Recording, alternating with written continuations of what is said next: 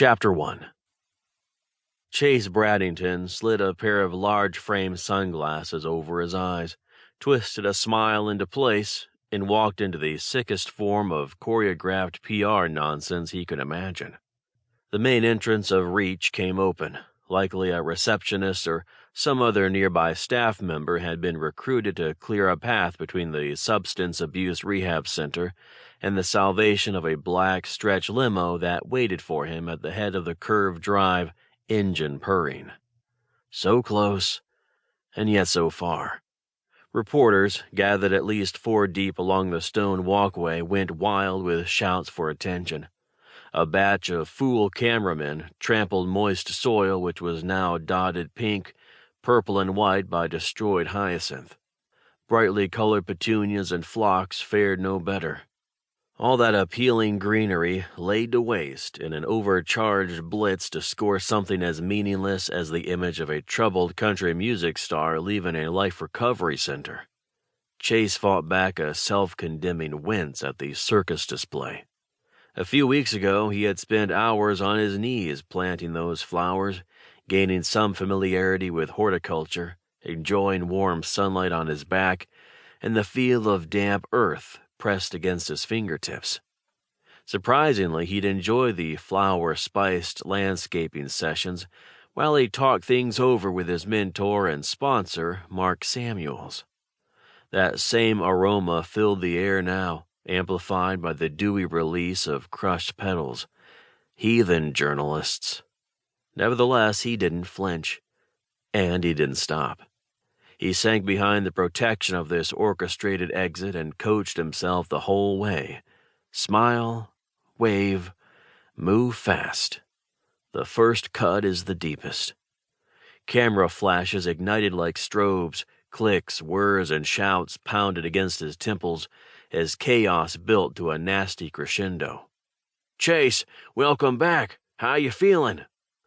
"A whole lot better than 6 months ago, that's for sure. Thanks for coming out, y'all."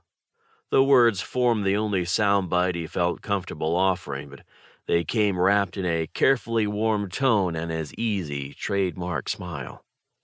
The world at large, however, was kept clear of his eyes and his struggles by the mask of dark shades. "The Opry. Are you headed to the Opry?" "After checking it at home, yeah, you bet. The Opry is my comfort zone. Performing at the Country Classics benefit tonight will feel mighty good." This time the smile was real. He meant every word, even if terror gripped him at the thought of a return to the stage without. He clenched his jaw, disengaging the thought as he neared the door of the limo. Survive this, and you've officially crossed the starting line to refining your feet. Move, Bradington. Get to the car and move on. One reporter, a TV gal, judged by her carefully primped style, that slick business attire and shimmery blonde hair, kept her back to him. Instead, she spoke into a mic and addressed the lens of the camera positioned before her. 30-year-old Chase Bradington, the man fans and industry insiders once called the next country music legend, is seen leaving the confines of Reach this afternoon. Located in Franklin, Tennessee, Reach is a secluded and exclusive retreat for addicts on the mend. From there, words faded to smoke and haze, burning off until just one remained. Addict. He was an addict. Chase flexed his jaw until it relaxed, forcing himself for the millionth time to face and accept that truth, harsh as it was. Into that acceptance came a loosening of the shoulders, along with the words of his sponsor, Mark Samuels.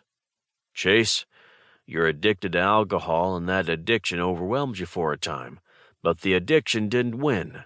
You've learned how to beat it. Remember the lessons. Use the tools you've been given. And don't ever let this battle define you. It's part of your journey, sure, but it's not the full story, nor is it the end of what your life is meant to say."